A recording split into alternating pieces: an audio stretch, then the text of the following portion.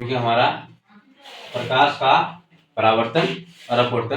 तो इस क्लास में हम केवल क्या पढ़ेंगे, प्रकाश का परावर्तन।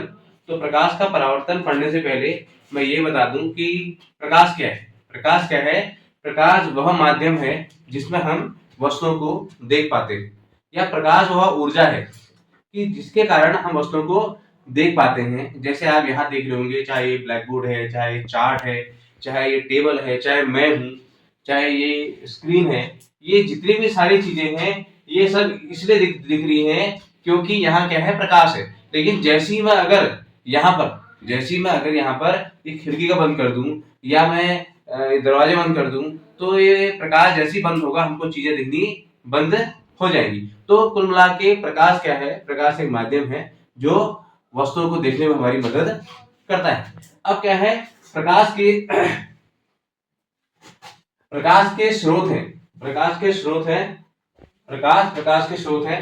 तो देखिए, ऊर्जा का वह रूप जो वस्तुओं को देखने में हमारी सहायता करता है, प्रकाश कहलाता है।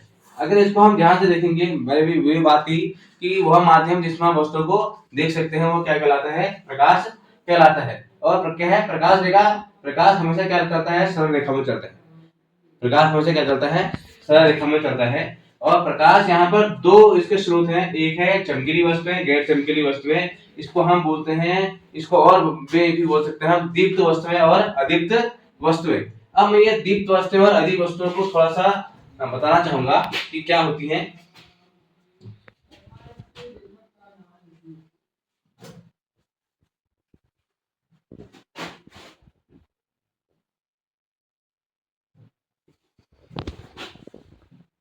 दीप्त वस्तुएं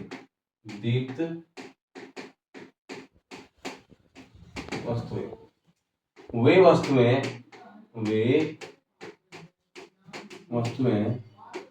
जिनमें या जिनके पास स्वयं का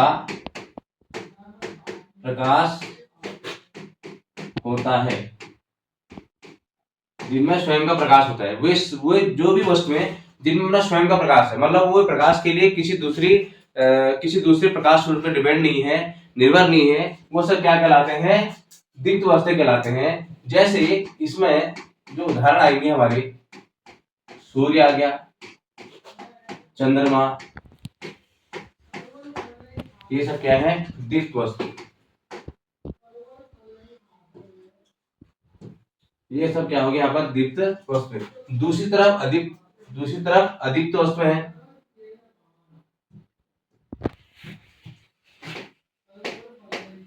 अदीप्त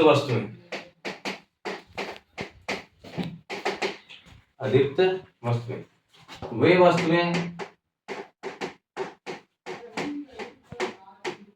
जो या जिनके पास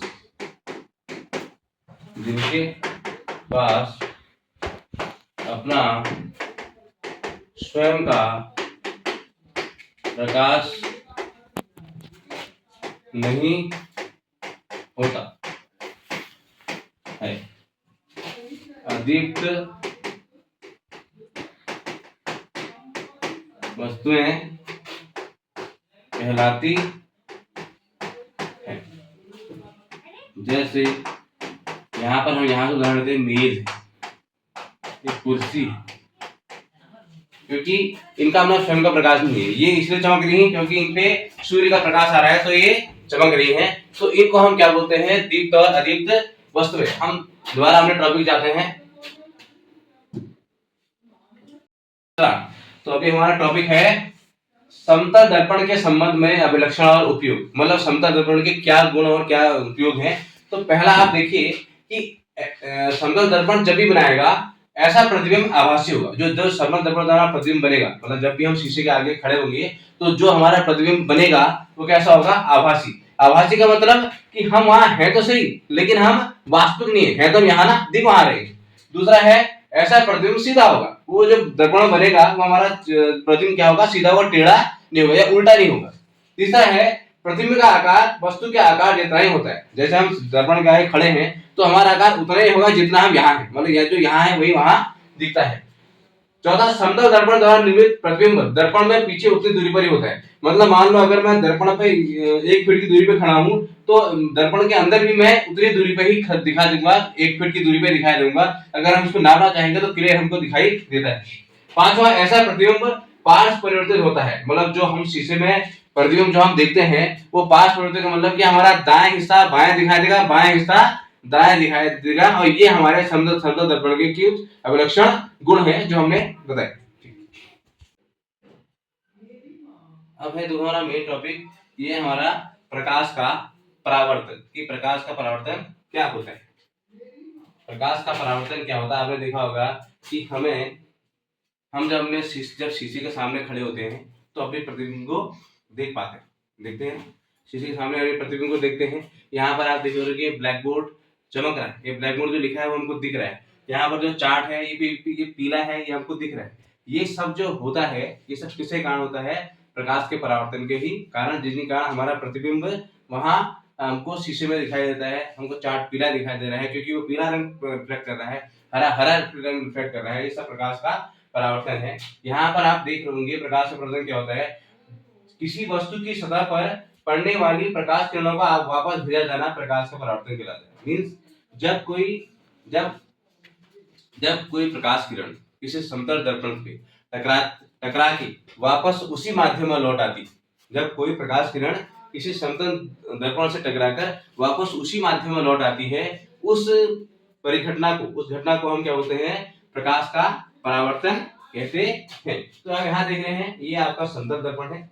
समतल दर्पण से देखिए टॉर्च से एक लाइट भेजी गई है, जैसे ये इससे यहाँ पर टकराती है तो वापस उसी माध्यम में लौट जाती है। तो यहाँ पर आप देख रहे होंगे कुछ टर्म्स है, जैसे यहाँ पर है आपतित किरण, दूसरा है परावर्तित किरण, और एक आपतन कोण, परावर्तन कोण और आपतन बिंदु। तो हम थोड़ा इसको डिस्कस करेंगे। तो वह किरण जो समतल दर्पण पे टकराती है वो कहलाती है आपतित किरण, और जो किरण टकरा के वापस उसी माध्यम में लौट जाती है उसे बोलते हैं परावर्तित किरण। अब क्या है आपतन कोण, क्या हो गया, ये जो आपको बीच में एक लाइन दिख रही है बीच वाली, इसे बोलते हैं अभिलंब। इसे क्या बोलते हैं, अभिलंब। आपतन बिंदु जहां पर कोई किरण टकराती है। तो अभिलंब और आपतित किरण के बीच जो कोण बन रहा है उसे बोलते हैं हम आपतन कोण, और यहाँ पर परावर्तित किरण और अभिलंब के बीच जो कोण बन रहा है उसे बोलते हैं परावर्तन कोण। क्या बोलते हैं, परावर्तन कोण बोलते हैं। और इस पूरी परिघटना को हम बोलते हैं प्रकाश का परावर्तन। अब इसी में थोड़ा और डिस्कस कर लेते हैं कि इसमें दो नियम है प्रकाश के परावर्तन के नियम। प्रकाश के परावर्तन के नियम। पहला नियम क्या कहता है,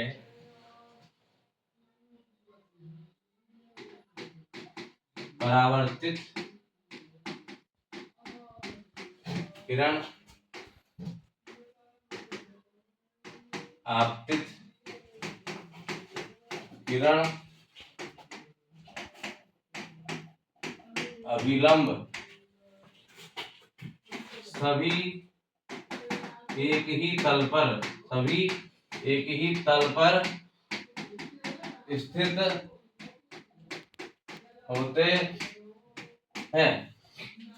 दूसरा नियम कहता है आपतन कोण हमेशा परावर्तन कोण के बराबर होता है। That means angle I equal to angle R। Angle I equal to angle R। यहाँ पर हम जब देख रहे थे चित्र में, दैट मींस ये जो आपतन कोण है ये हमेशा परावर्तन कोण के बराबर होगा, हमेशा होगा। कहीं भी ऐसे नहीं होगा कि यहाँ पर कुछ शॉर्ट हो जाएगा। तो जो हमारा पहला नियम था, पहला नियम ये कह रहा है कि चाहे वो आपतित किरण हो, अभिलंब हो, परावर्तित किरण हो, या आपतन कोण हो या परावर्तन कोण हो, अभिलंब हो, सब एक ही तल पर स्थित होंगे। ऐसे नहीं कोई तल की दूसरी तरफ, क्योंकि जो समतल दर्पण होता है उसकी एक तरफ क्या होती है, कलई होती, और दूसरी तरफ क्या होता है, उसका परावर्तक तल होता है। तो जब ये आपतित किरण में टकराती है तो परावर्तित होकर उसी माध्यम में लौट जाती है। तो ये सभी टर्म चाहे आपतित किरण हो, परावर्तित किरण हो, आपतन कोण हो, परावर्तन कोण हो, अभिलंब हो या आपतन बिंदु हो, ये सभी एक ही तल पर स्थित होते हैं। तो परावर्तन के 2 नियम होंगे। पहला नियम कि परावर्तित किरण, आपतित किरण और अभिलंब सभी एक ही तल में स्थित होते हैं, या फिर आपतन कोण, परावर्तन कोण और अभिलंब ये सभी एक ही तल पे स्थित होते हैं। पहला नियम ये हो गया। और दूसरा नियम क्या हो गया कि जो आपतन कोण होगा, ये जो आपतन कोण होगा ये हमेशा परावर्तन कोण के बराबर होगा। ठीक है, तो ये सब क्या है, प्रकाश का परावर्तन का नियम, जिससे हमारे जीवन में बहुत सारी परिघटनाएं परिलक्षित होती हैं, अपघटित होती हैं। और ये प्रकाश का परावर्तन हमारे जीवन में बहुत महत्वपूर्ण होता है, क्योंकि आपको जो भी चीज यहाँ दिखाई दे रही है, चाहे अपरोक्ष या परोक्ष रूप से, सब क्या है, प्रकाश के कारण ही संभव है। और इसलिए प्रकाश वो माध्यम है या वो ऊर्जा है जिसकी वजह से हम वस्तुओं को देख सकते हैं। और प्रकाश के कारण ही कई परिघटनाएं हमारे सामान्य जीवन में घटित होती हैं। आज के लिए प्रकाश का परावर्तन इतना ही है, और बाकी हम नेक्स्ट वीडियो में देखते हैं।